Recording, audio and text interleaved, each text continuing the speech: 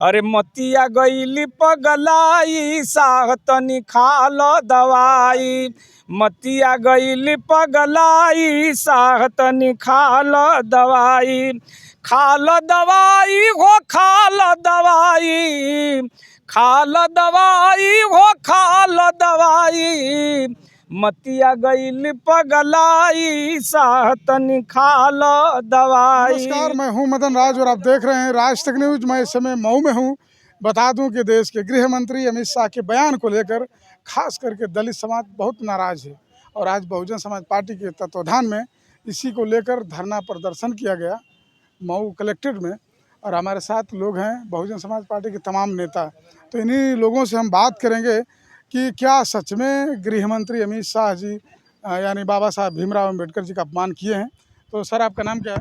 मेरा नाम राम शरीफ प्रजापति है। क्या मैं बहुजन समाज पार्टी का जिला सचिव हूँ। जी। तो क्या सच में बाबा साहब का अपमान किए हैं गृह मंत्री अमित शाह जी? आप मीडिया वाले हैं, आप नहीं देखे सदन में किस तरीके से बाबा साहब के, एक बार हम लोग तो बाबा साहब का करके पुकारते हैं, चाहे जो भी हमारे महापुरुष हैं मान्यवर साहब, चाहे बाबा साहब का करके डॉक्टर BR अम्बेडकर जी कहते हैं। वो इस तरीके से बेशर्मी से एक ऐसा फैशन आएगा। अब गृह देश का गृह मंत्री है और इस तरीके से एक लहजे में सरासर कह रहा है कि एक ऐसा फैशन अभी आएगा, अम्बेडकर अम्बेडकर अम्बेडकर अम्बेडकर लोग कहेंगे हैं। और इससे बढ़िया तो भगवान श्री राम का नाम लेते तो 7 पीढ़ियाँ स्वर्ग में जाती। तो अब इतना बेशर्मी से नाम जो हमारे भगवान है, हमारे महापुरुष हैं, जिनको मैंने भगवान मैं मान रहा हूँ। और आपने भी ये कहा कि दलित समाज नाराज है। दलित समाज नहीं, सर्व समाज नाराज है। लेकिन ये है कि कोई ज़्यादा उतावला है, कोई थोड़ा कम उतावला है, लेकिन सर्व समाज के लोग नाराज हैं, पूरे देश में नाराज हैं। उन्हीं के साथ जो इस देश के प्रधानमंत्री जी हैं, जब इस देश के प्रधानमंत्री बने तो जा कर के बाबा साहब के चरणों में नमन करते हैं और कहते हैं कि अगर बाबा साहब ने इस देश का संविधान नहीं लिखा होता तो हम एक चाय बनिया का बेटा चाय बेचने वाले जिस देश का प्रधानमंत्री नहीं बन पाते।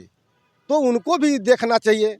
अब लेकिन ये लोग कहते तो हैं, लेकिन कहीं ना कहीं पीठ पीछे छुरा भोंकने का काम करते हैं। आप कह रहे हैं सिर्फ वोट के लिए? हाँ, एकदम वोट के लिए। वोट के लिए दिखावा करते हैं। दलित के साथ बैठ करके भोजन करेंगे और फिर कहीं अगर दलित घोड़ी पे जा करके शादी करना चाह रहा है तो उसकी हत्या करेंगे। चलो ठीक है, इनसे बात करें। मेरा नाम बिच्छू आनंद है और मैं सिर्फ इतना ही कहना चाहूँगा देश के गृह मंत्री अमित शाह जी से कि अमित शाह जी, यदि बाबा साहब अम्बेडकर संविधान नहीं बनाए होते और वोट देने का अधिकार नहीं दिया होता तो शायद आप लोग गृह मंत्री नहीं होते। आपको इतने उच्च पद पर रह करके ऐसे महान व्यक्ति जो भारत ही नहीं पूरे विश्व जो कि उनके विचारों को मानता है, आपने उन पे टिप्पणी किया है, ये आप जो कि गलत किया है, इसलिए आपको माफ़ी मांगना ही चाहिए। तो सर, बहुत सारे लोग तो ये भी कह रहे हैं कि जब बाबा साहब चुनाव लड़े थे तो कांग्रेस ने 2 बार हारा है, तो अपमान सबसे ज़्यादा कौन किया है? जी, जितना जो एक कांग्रेस जो है कि सांपनाथ है और बीजेपी जो है नागनाथ है, दोनों जिस देश के मूल निवासियों को डसने का काम किया है और दोनों उसी पात्र में आता है। नौ में कांग्रेस ही नहीं, किसी भी दल के लोग यदि बाबा साहब के ऊपर ऐसी टिप्पणी करेंगे तो उनका हम विरोध करेंगे। क्या जेपी जी, क्या सच में नागनाथ है भाजपा और कांग्रेस? ये देखिए, यह आप दोनों पार्टियों के अंतरात्मा पे जाएंगे जो उनकी मूल विचारधारा है। तो यह जो भारतीय जनता पार्टी वैश्वीकरण की राजनीति करती है और कांग्रेस पार्टी तुष्टीकरण की राजनीति करती है, इसमें कोई दो राय नहीं है। ठीक है, लेकिन ये भी तो कहा जाता है ना कि बसपा ने कितना बार समर्थन दिया केंद्र में कांग्रेस देखिए, बसपा ने कुछ शर्तों पे समर्थन दिया था और मान्यवर साहब हमेशा कहते थे कि हम जो है अवसरवादी हैं, जब भी हमको अवसर मिलेगा उसका लाभ लेंगे। वो हमेशा इसके पक्षधर थे। कांसीराम साहब हमेशा कहते थे कि हम अवसरवादी हैं, इसलिए कि हम जो है आज तक जो है सत्ता पे आज तक स्थापित नहीं हो पाए, केंद्र से एकदम हमेशा बाहर रहे। प्रदेश की सत्ता उनके समीकरण के हिसाब से, उनके मेहनत के हिसाब से और लोगों के अच्छे कर्म के हिसाब से उनको 4 बार मुख्यमंत्री बनने का अवसर मिला। ये माननीय कांसीराम जी का फार्मूला था जो है। तो कांसीराम तो बार बार कहते थे कि हम अवसरवादी हैं, जहाँ भी अवसर मिलेगा उसका लाभ हम लेंगे, लेकिन हाँ, एक अपने शर्तों के अनुसार जो है। तो क्या सर, जो बहुजन नहीं जान पा रही थी कांग्रेस को कि जो बाबा साहब के खुद 2 बार चुनाव हराई और यहाँ तक कि उन्हीं की सरकार में उन्होंने अपना इस्तीफा भी दिया था। तो अपमान कौन किया सबसे ज़्यादा? सर सबसे ज़्यादा और कम की बात तो नहीं है, वो तो ठीक है, कांग्रेस ने भी किया, लेकिन अब बीजेपी ने भी कहीं का छोड़ा नहीं है। बीजेपी के तो जो भी जितना भी विरोध हुआ गोलवलकर के विचारधाराओं के लोगों ने बाबा साहब का भी किया। उन्होंने तो कई बार उनकी हत्या करने का भी प्रयास किया था बाबा साहब की। तो सवाल यहाँ कांग्रेस और बीजेपी का, तो दोनों हमारे लिए दुश्मन है। हम बहुजनों के लिए तो दोनों ही अगर इस तरह से रहते तो हमारी हालात ये नहीं रहती। लेकिन प्रश्न ये मौजूदा स्थिति में यह है कि देश की सबसे उच्च सदन में, पार्लियामेंट में गृह मंत्री का इस तरह का बयान आता है और उनके शब्दों में जरा देख लीजिए कि कितना एरोगेंट भरा हुआ है, कितना घमंड भरा हुआ है। अम्बेडकर अम्बेडकर अम्बेडकर अम्बेडकर। अरे ये अनपढ़ लोग और गंवार लोगों को उनका बाबा साहब का नाम लेने लायक नहीं, उनका जूता पोंछने लायक नहीं, उनके पैरों की धूल नहीं और बाबा साहब का नाम लेते हैं। लेकिन भारत रत्न तो भाजपा की सरकारों ने दी है। भारत रत्न भाजपा की सरकार ने तो नहीं दी है, वो तो जब अगर हमारे लोगों की ताकत मान्यवर साहब कांसीराम ने बनाया और जब डाउन टू अर्थ लाया, जब हम अपनी ताकत बना लिए, कांसीराम साहब ने हमको उस लायक बनाया, बाबा साहब को घरों से निकाल करके और जो लोगों तक जन जन तक पहुंचाने का जब काम किया, तब सरकार जो झुकती हुई नजर आई। उस समय तो उन्होंने, भाजपा ने और लोगों ने तो उन्हें ऑफर भी दिया था कि राष्ट्रपति बना देंगे। तब कांसीराम साहब का कहना था कि भाई मुझे राष्ट्रपति नहीं, मुझे अगर बनाना है तो प्रधानमंत्री बना दीजिए। तो बता दूं कि हेलनेरो के पूर्व प्रधान अनिल चंद्रा जी बता दें कि पहले से ही गायक हैं, तो गाने के माध्यम से क्या कहेंगे चंद्र साहब? आज की जो स्थिति देख रहे हैं, पूरे राष्ट्र निर्माण में बाबा साहब डॉक्टर अंबेडकर का कितना बड़ा योगदान रहा। इस भारत को चलाने के लिए जिस संविधान का बाबा साहब डॉक्टर अंबेडकर ने निर्माण किया, दुनिया के संविधानों का अध्ययन करने के बाद बाबा साहब डॉक्टर अंबेडकर ने उस भारत के संविधान का निर्माण किया जिससे हमारा देश चलता है। और एक संवैधानिक पद पर बैठे हुए माननीय गृह मंत्री जी ने 6 बार अंबेडकर अंबेडकर अंबेडकर अंबेडकर कह करके जो उनका अपमान किया है, उन्होंने भारत ही नहीं अपितु पूरी दुनिया में रहने वाले लोग जो बाबा साहब डॉक्टर अंबेडकर के अनुयायी हैं, वो बहुत ही दुखी हैं। ऐसा नहीं उनको करना चाहिए। जिस महान विभूति के दिए गए संविधान की बदौलत आज वो मेंबर ऑफ पार्लियामेंट संसद भवन में जो गृह मंत्री हैं, उनका इस तरह का बयान आता है। आज एक बच्चा जो है वह भी दुखी है। तो गीत आज उनके अपमान की वजह से आज हम लोग यहाँ इकट्ठा थे कि माननीय अमित शाह जी, गृह मंत्री जी माफ़ी मांगे। एक गीत हमने बनाया, एक लाइन की सुना दे रहा हूँ।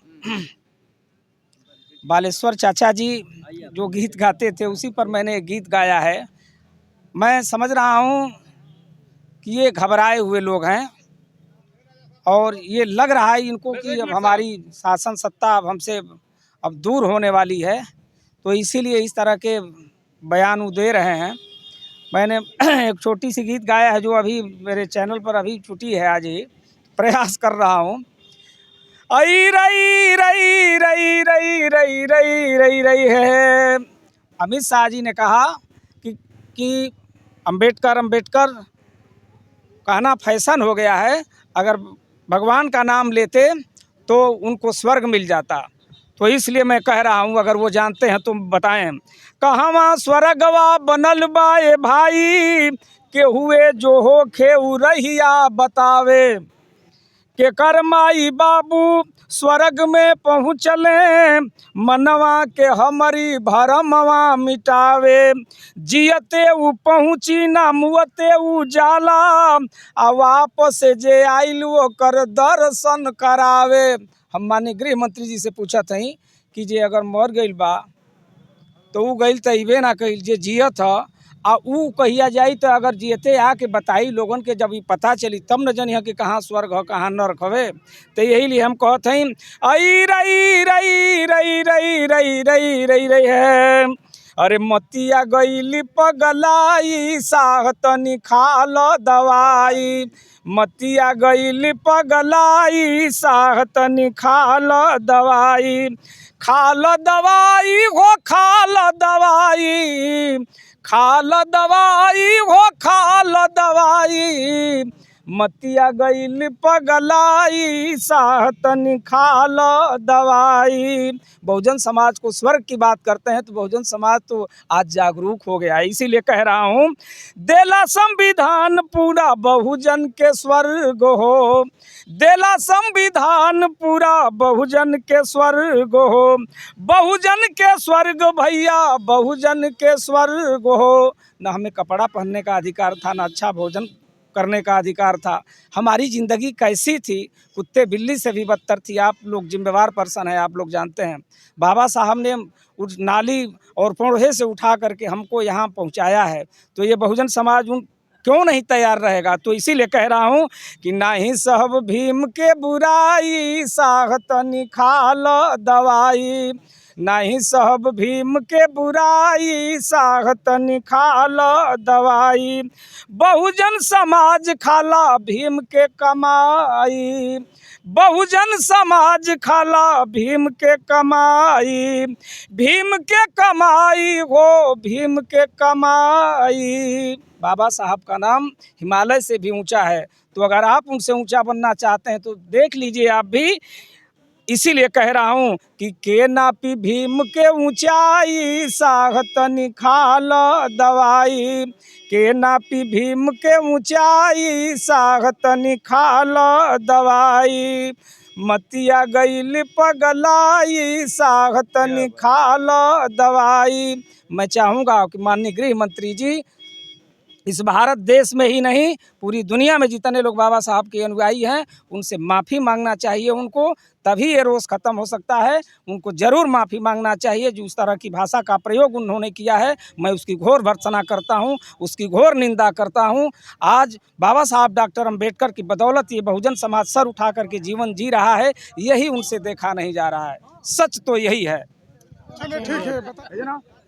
आज जो बहुजन समाज पार्टी के नेतृत्व में बाबा साहब अम्बेडकर जी का जो अपमान हुआ है संसद में अमित शाह के द्वारा, उसके लिए जो धरना प्रदर्शन हुआ है, बहुजन समाज पार्टी जब नहीं बनी थी तो हम जय भीम कहने से कतराते थे।